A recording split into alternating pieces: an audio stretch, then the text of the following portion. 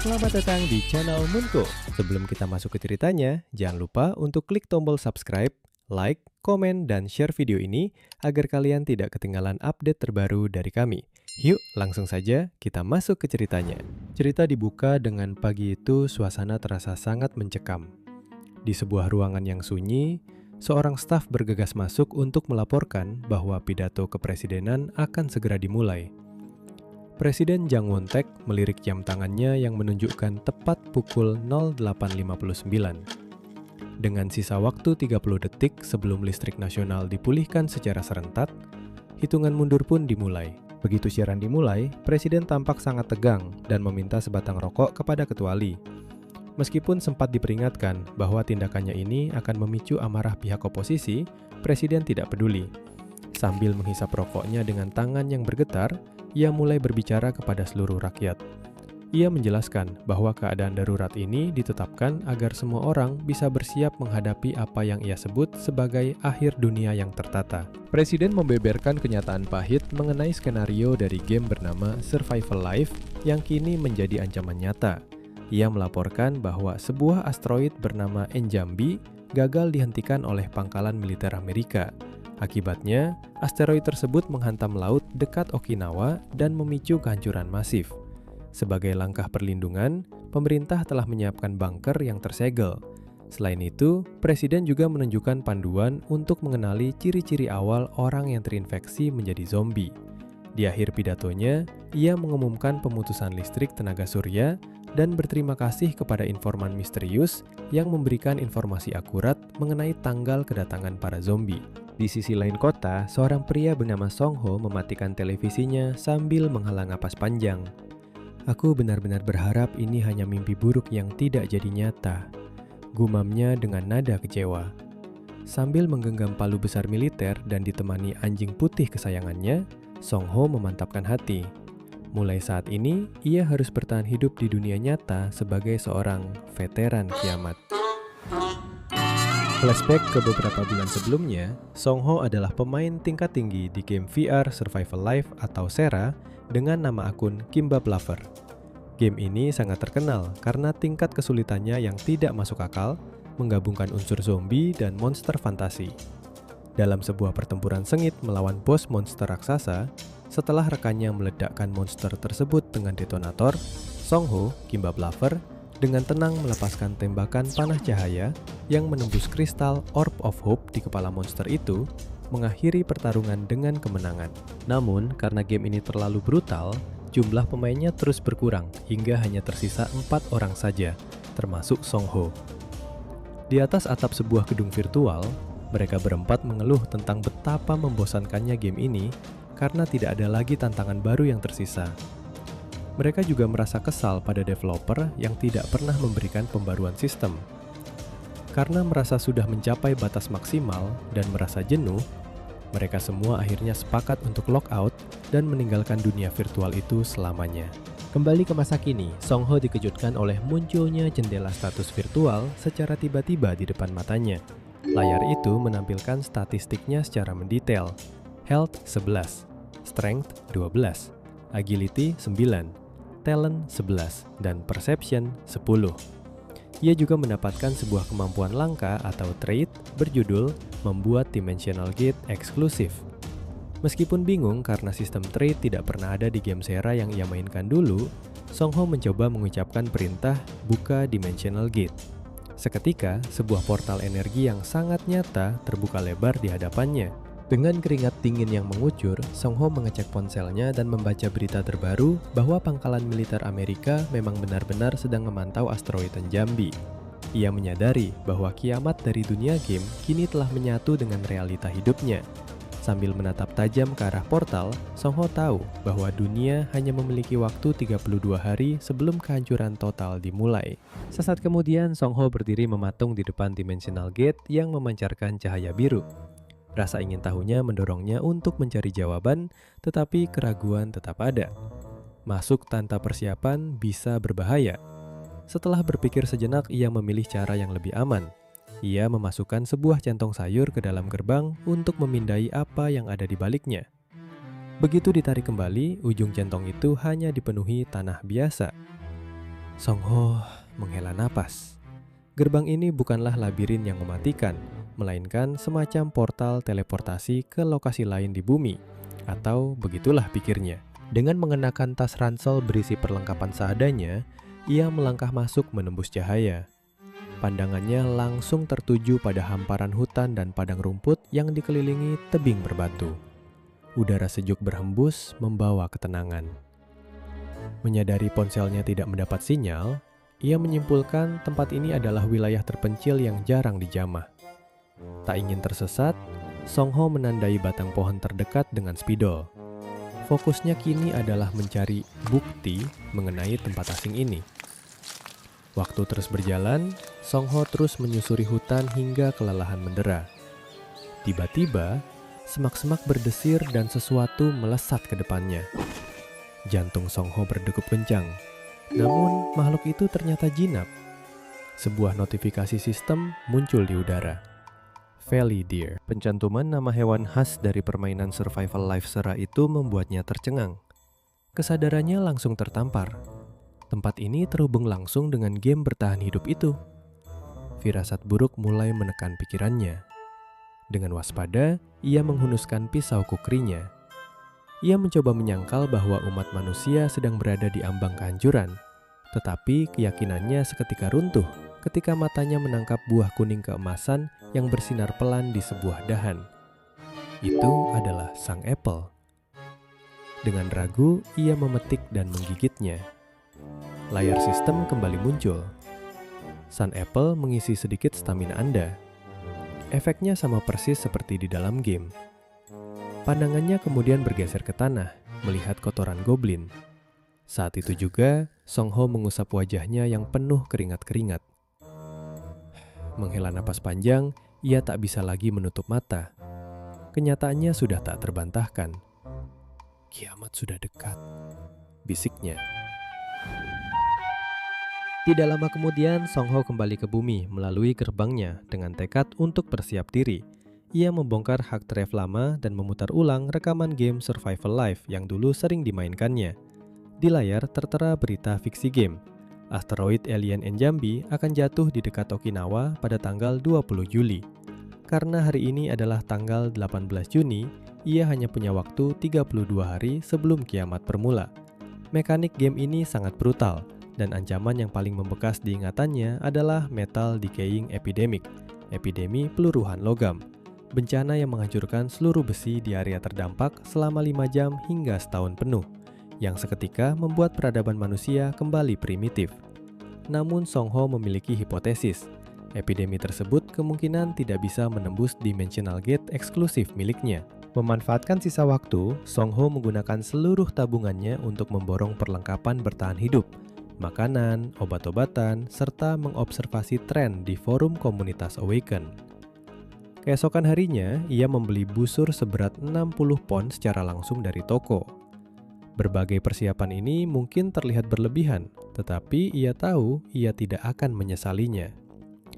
Setelah rutinitas belanjanya selesai, ia menempelkan pengumuman tutup sementara untuk beberapa bulan ke depan di pintu rumah makannya. Saat itu, seorang gadis berambut merah muda yang merupakan pelanggannya datang dan bertanya alasan penutupan tersebut. Song Ho menjawab tenang bahwa ia hanya ingin melakukan renovasi karena bangunan sudah tua. Gadis itu sempat menggoda apakah Song Ho sangat kaya, lalu tiba-tiba ia ragu dan mengurungkan niatnya untuk mengatakan hal lain. Song Ho pun memilih diam dan masuk ke dalam. Ia punya urusan yang lebih penting. Kembali di dalam ruang pribadinya, Song Ho memanggil Dimensional Gate. Sebagai veteran game, ia sadar bahwa gaya bermainnya bertumpu pada kelas Splendor, perencana strategi, yang membuat kemampuan fisik tempurnya tertinggal dibanding veteran lain. Namun, poin di Sera didapat dari hasil berburu dan eksplorasi, bukan sekedar naik level. Ia harus melatih fisiknya di dunia seberang portal. Di dalam hutan dimensi lain, Song Ho mulai berlatih dengan busur barunya. Mengikuti instruksi video dari ponselnya, ia menarik tali busur dan menembak. Anak panah melesat dan menancap tajam di batang pohon sasarannya. Tembakannya ternyata cukup akurat. Kini ia memiliki 2 misi, memastikan kemampuan berburunya dan mencari tempat persembunyian untuk logistiknya. Berjalan menembus pepohonan, matanya menangkap kotoran goblin lagi. Karena goblin adalah monster komunal yang hidup berkelompok, adanya satu kotoran menandakan goblin ini terpisah dari kawanannya, kemungkinan karena kelaparan. Ini adalah kesempatan sempurna untuk mengetes kemampuannya bertarung secara nyata. Auman serigala sayup-sayup terdengar, menandakan malam segera tiba. Tak lama, targetnya muncul. Monster nomor 1, goblin tingkat rendah. Goblin biasanya memakai tombak dan jarum beracun pelumpuh, sehingga menyerang dari jarak jauh menggunakan busur adalah pilihan terbaik. Song Ho menenangkan diri. Ia menarik napas dalam-dalam, membidik kepala sang goblin, dan melepaskan tali busur. Srak!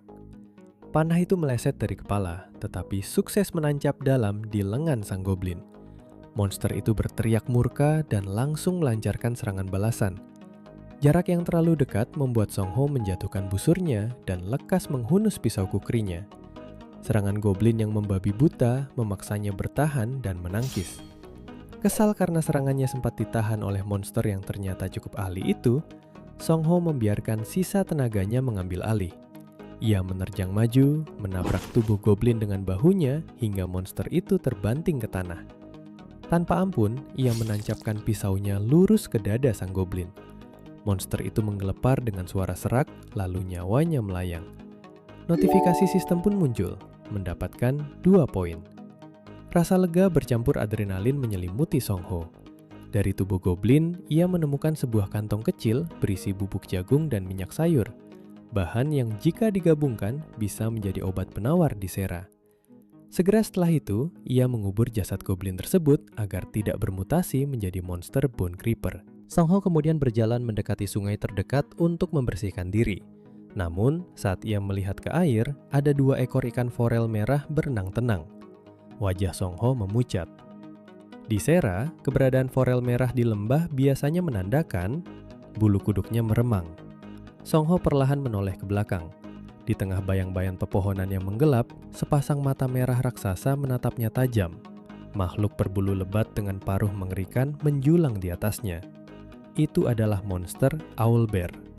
Napas Song Ho tercekat. Matilah aku. Batinnya pasrah. Waktu kini menunjukkan 31 hari tersisa menuju. Song Ho sesaat teringat tayangan siaran langsung lamanya saat ia masih dikenal sebagai Kimbap Lover. Saat itu, dengan menggunakan headset VR, ia menjelaskan panduan tentang monster-monster yang hidup di hutan. Ia sempat mengungkapkan rasa lelahnya karena penonton merasa bosan dengan kontennya.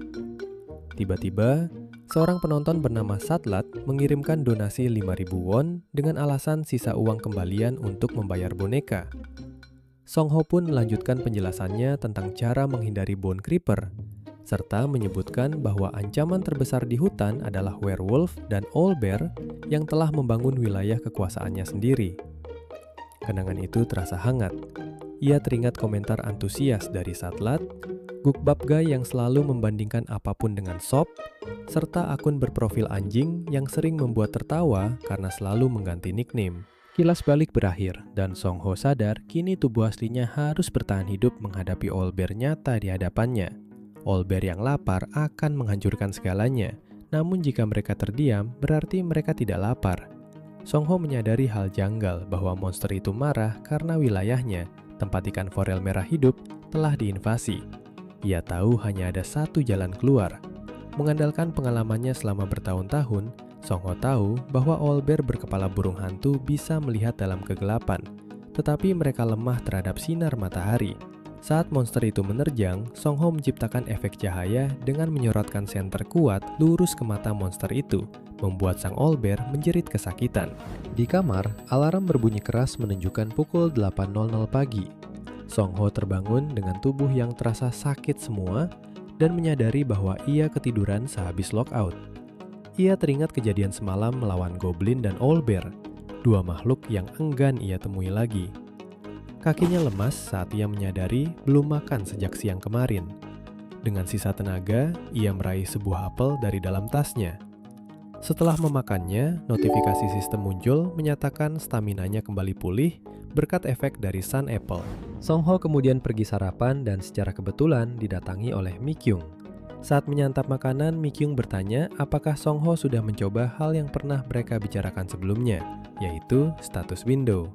Mi-kyung menunjukkan layar ponselnya, memperlihatkan berita pencurian uang kasir tos serba yang dibobol dengan cara yang tidak masuk akal.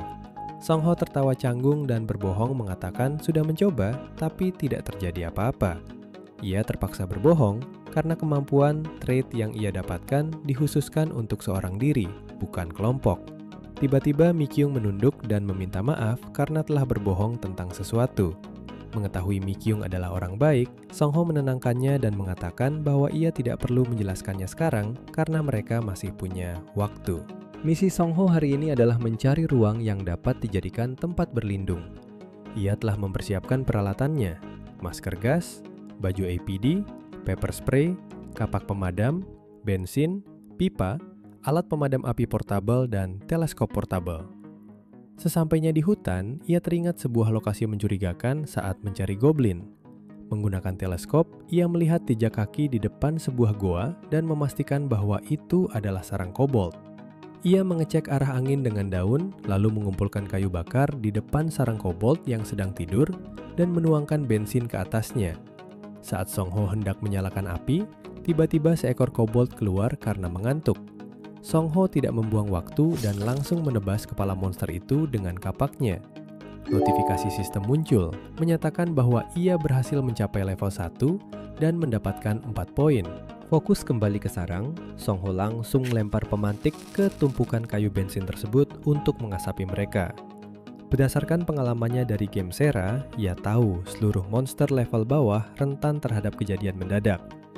Biasa ada 7 kobold dalam satu kelompok, ia menunggu sisanya keluar. Menggunakan ayunan kapak yang presisi dan dibantu pepper spray untuk melumpuhkan musuh dari jarak dekat, ia menghabisi rombongan kobold itu tanpa ampun. Usai pertarungan, status Song Ho menurun karena efek kelelahan. Namun, ia mendapat kejutan menguntungkan. Naik level membuatnya membuka fitur online shop. Sambil memandangi goa sarang kobold yang berhasil direbutnya, ia bertekad untuk bersih-bersih dan menjadikan tempat itu sebagai tempat berlindung. Kini, waktu menunjukkan hanya tersisa 30 hari lagi hingga kiamat tiba. Begitu tempat perlindungan tersebut resmi menjadi miliknya, Song Ho segera mulai membersihkannya. Meskipun goa sedalam 15 meter itu terbilang sempit, ukurannya pas untuk dijadikan persembunyian pribadi yang aman. Di satu sisi, ia merasa lega. Namun di sisi lain, ada beban tanggung jawab yang mengganjal pikirannya. Berbekal peralatan bersih-bersih yang lengkap, ia menyingkirkan sisa-sisa kotoran monster kobold ke parat itu. Tanpa disangka, tugas ini jauh lebih melelahkan daripada pertarungan yang ia lewati sebelumnya. Sampai-sampai ia merasa hampir pingsan. Untungnya, keberadaan gerbang Dimensional Gate, yang bisa diakses secara bebas sangat membantunya.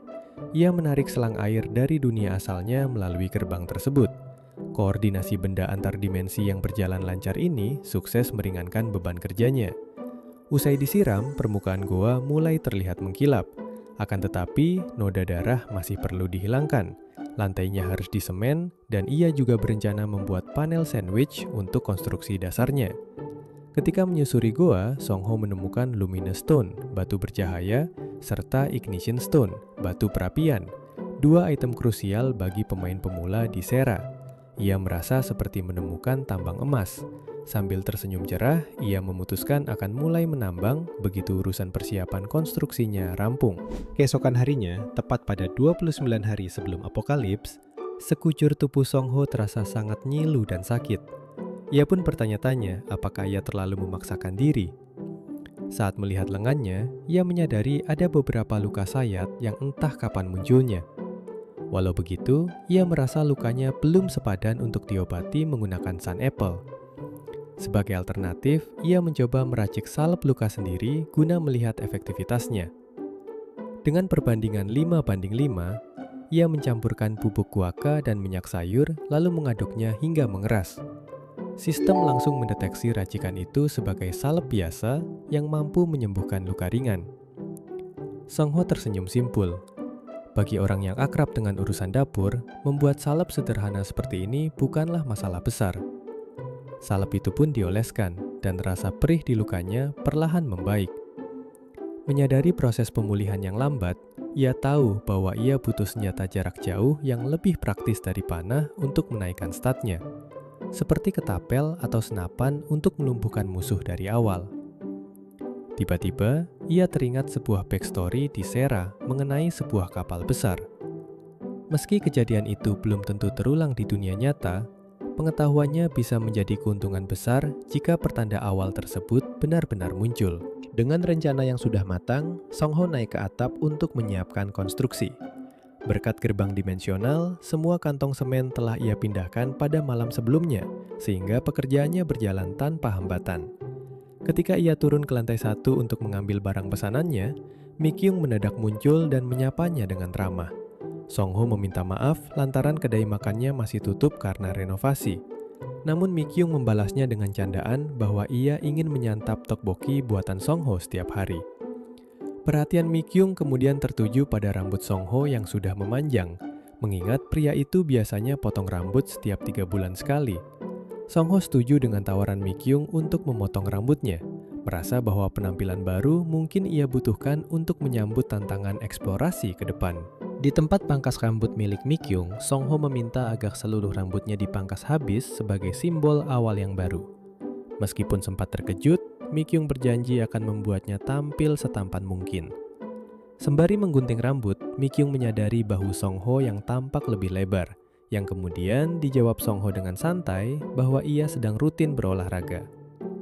Obrolan beralih saat Mi Kyung menyinggung desas-desus tentang para pemain Awaken dan status window yang terhubung dengan Survival Life. Menjaga ketenangannya, Song Ho berpura-pura kaget dan menanyakan asal-usul informasi tersebut. Belum sempat pertanyaan itu terjawab, seorang pria bertato bernama In-hak menerobos masuk. In-hak membagikan kabar bahwa kelompoknya tengah memburu seseorang yang menghapus videonya dan dianggap memonopoli informasi. Orang itu tak lain adalah Kimbap Lover. Ia berniat melacak tempat tinggal Kimbap Lover dan menyebarkan datanya ke publik dengan alasan demi kebaikan bersama. Saat Mi Kyung ragu dan menyebut tindakan itu ilegal, In-hak malah terus menekannya untuk segera bergabung, sembari mengumpat. Song Ho merasa firasat buruknya jadi kenyataan. Emosinya memuncak. Ia menghapus video itu murni karena kecewa, bukan untuk memonopoli. Dan ia tak pernah berpikir sejauh itu. Muak dengan tingkah In-hak yang menyudutkan Mi Kyung dan bersikap sok tahu, Song Ho menatap pria itu dengan dingin. Ia memberikan peringatan keras agar In-hak pergi selagi suasana hatinya masih bagus, kecuali In-hak mau wajahnya kembali dipenuhi bercak merah. Kepercayaan diri In-hak langsung hancur berkeping-keping. Dengan tubuh berkeringat, ia segera bergegas pergi dengan rasa kesal. Mi Kyung menghela napas lega setelah tekanan itu berlalu, dan Song Ho pun menyarankan agar mereka bertukar kontak untuk antisipasi di masa depan. Setibanya di rumah, Song Ho memutuskan untuk menunda pekerjaan konstruksinya sejenak. Ia menyalakan komputer dan menelusuri nama Kimbap Lover. Seperti yang ia perkirakan, papan komunitas dipenuhi dengan amarah dan makian. Siapapun yang menyebarkan informasi krusial lebih dulu memang rawan dijadikan sasaran kebencian. Puncak kekesalannya terjadi ketika ia menemukan akun Towing6974 yang terang-terangan melontarkan rencana jahat terhadap Mi Kyung. Meski sangat kesal, secara mengejutkan, pikirannya justru menjadi sangat jernih dan tenang. Ia memanggil gerbang dimensional dan memutuskan untuk fokus memperkuat markasnya selama 2 hari ke depan. Sebagai pelampiasan stres, Song Ho menambang Luminous Stone dan Ignition Stone menggunakan beliungnya.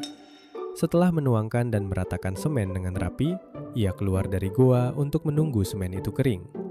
Di bawah sorot cahaya rembulan, ia merenung dan mengambil keputusan tegas.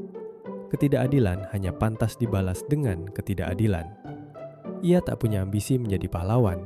Ia hanyalah manusia biasa yang ingin bertahan hidup, sehingga tak perlu memikul tanggung jawab atas orang lain. Baru saja pikirannya menetap, terdengar suara gemeretak tulang dari arah belakang. Seekor Bone Creeper merayap mendekat, menatapnya dengan aura ancaman yang pekat. Song Ho bergumam kesal. Sial, moodku lagi buruk ini. Suara ledakan pun pecah, membelah malam dalam pertarungan baru. Waktu menuju apokalips kini menunjukkan 27 hari sebelum kiamat.